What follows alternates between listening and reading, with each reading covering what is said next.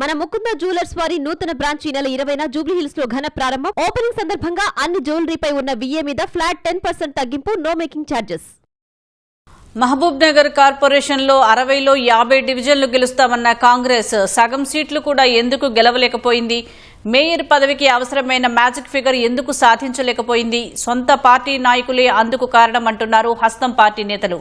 వారిపై చర్యలు తీసుకోవాలంటూ PCC ఫిర్యాదు చేస్తామంటూ అగ్గి మీద గుగ్గిలమవుతున్నారు. కార్పొరేషన్ ఎన్నికలకు ముందు నుంచే ఉన్న అంతర్గత విభేదాలు ఫలితాల తర్వాత బయటపడుతున్నాయి. మేయర్ ఎన్నిక తర్వాత మరింత విస్తృతమవుతున్నాయి. అబ్కీ బార్ 50 పార్ కనివిని ఎరగని రీతిలో అందరం కూడా కలిసి కట్టుగా ఒకే జట్టుగా 60 డివిజన్లలో ఖచ్చితంగా 50 డివిజన్లు గెలిచేటట్టుగా మేమందరం బాధ్యతలు పంచుకొని ప్రజలకు నచ్చజెప్పుకొని ముఖ్యమంత్రి గారికి కానుకగా ఇవ్వాలని చెప్పి ఈ భారీ ప్రయత్నాన్ని మేము చేస్తా ఉన్నాం. ఎన్నికలకు ముందు మహబూబ్ నగర్ ఎమ్మెల్యే ఎన్ఎం శ్రీనివాస్ రెడ్డి చెప్పిన మాటలివి. ఎట్టకేలకు కాంగ్రెస్ పార్టీ ఏకగ్రీవంగా మేయర్, డిప్యూటీ మేయర్ పదవులు దక్కించుకున్నా ఫలితాల్లో మేయర్కు అవసరమైన మ్యాజిక్ ఫిగర్ దాటలేకపోయింది. 60లో కాంగ్రెస్ గెలుచుకున్నది 29 డివిజన్లే. పోటీ లేదు కాబట్టి మేయర్, డిప్యూటీ మేయర్ ఏకగ్రీవమయ్యారు. పోటీ ఉంటే ఇతరుల మద్దతు కాంగ్రెస్కు అవసరమై ఉండేది. అసలు కాంగ్రెస్కు ఈ పరిస్థితి ఎందుకు ఎదురైంది? 50 సీట్లు గెలుస్తామని ధీమా ప్రదర్శించిన హస్తం సగం సీట్లు కూడా ఎందుకు గెలవలేకపోయింది?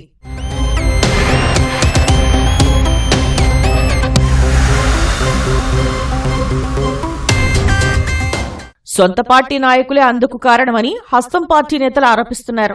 మేయర్ పదవి దక్కించుకునేందుకు కొందరు సొంత పార్టీ అభ్యర్థుల్నే ఓడించేందుకు డబ్బు, మద్యం పంపిణీ చేశారని విమర్శిస్తున్నారు. మహబూబ్ నగర్లో మేయర్ బీసీ మహిళకు రిజర్వ్ అయింది. దీంతో ఆ వర్గ నాయకులు మహిళా కుటుంబ సభ్యుల్ని బరిలోకి దింపారు. పోటీ పెరుగుతుందన్న ఉద్దేశంతో కొందరు ఇతరుల్ని ఓడించే ప్రయత్నం చేశారు అన్నది వారి ఆరోపణ.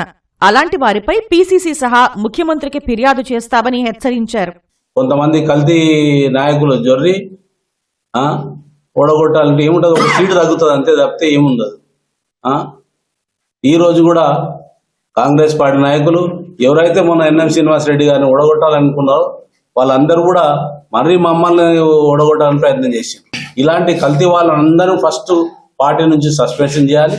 ఎవరైతే మమ్మల్ని ఓడగొట్టాలనుకున్నారో అందరూ కూడా PCCకి మరియు AICCకి కూడా కంప్లైంట్ చేస్తున్నాము. ఈ దుర్మార్గులను ఎవరైతే పార్టీ వ్యతిరేకం చేసినారో వాళ్ళ మీద పార్టీ కంపల్సరీ చర్య తీసుకోవాలని కోరుకుంటూ, మీ ఇష్టం సార్ అని చెప్పి కార్పొరేటర్లు చెప్పిన తర్వాత ఇంకా కార్పొరేటర్లను కొనుగోలు చేయాలని చెప్పి పైసలు పంచుతారంటే ఎంత దుర్మార్గమైన చర్య.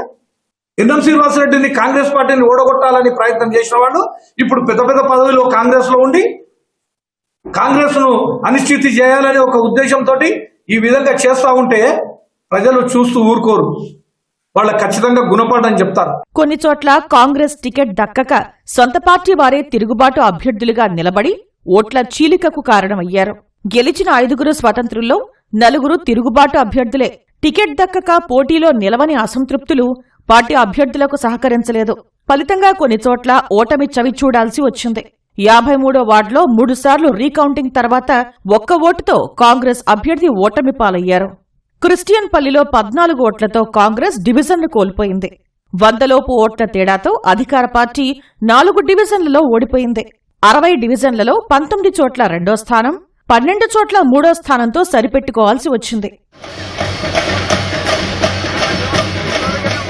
ఫలితాల తర్వాత మేయర్ ఎన్నిక విషయంలోనూ విభేదాలు భగ్గుమంటున్నాయి. ఎన్నికలకు ముందే మేయర్ అభ్యర్థిపై చర్చ సాగడంతో పార్టీ అధిష్టానం నిర్ణయమే తుది నిర్ణయమని ఎమ్మెల్యే ఎన్ఎం శ్రీనివాస్ రెడ్డి ప్రకటించారు. ఫలితాల తర్వాత మేయర్ కోసం పోటీపడ్డ నాయకులు కొందరు ఓడిపోయారు. మిగిలిన వారికి లైన్ క్లియర్ అయిందని అంతా భావించారు. అనూహ్యంగా ముదిరాజ్ సామాజిక వర్గానికి చెందిన గుమాల్ మమతకు మేయర్ పదవి దక్కడం, డిప్యూటీ మేయర్ మారెపల్లి సురేందర్ రెడ్డి ఏకగ్రీవంగా ఎన్నిక కావడం జరిగిపోయాయి. క్యాంపులోనే డబ్బులతో అభ్యర్థులను ఓటర్లను ప్రభావితం చేసే ప్రయత్నం చేయడం అనేది చాలా సీరియస్ అలిగేషన్. దానికి సహకరించినటువంటి వాళ్ళు, దాన్ని ఎంకరేజ్ చేసిన నాయకులు ఎంత పెద్దవాళ్ళైనా కూడా అందరినీ కూడా ఇదే రకంగా పరిగణిస్తాం, ఇదే రకంగా చూస్తుంది పార్టీ. ఎన్నికలొస్తున్న కొద్దీ పార్టీలో అంతర్గత విభేదాలు పెరుగుతున్నాయి. ఎంపీటీసీ, జెడ్పీటీసీ ఎన్నికలు ముందున్నాయి. వచ్చే ఎన్నికల్లో అసంతృప్తులను, తిరుగుబాటు నాయకులను, అంతర్గత విభేదాలను కాంగ్రెస్ పార్టీ ఎలా ఎదుర్కొంటుందో వేచి చూడాల్సిందే.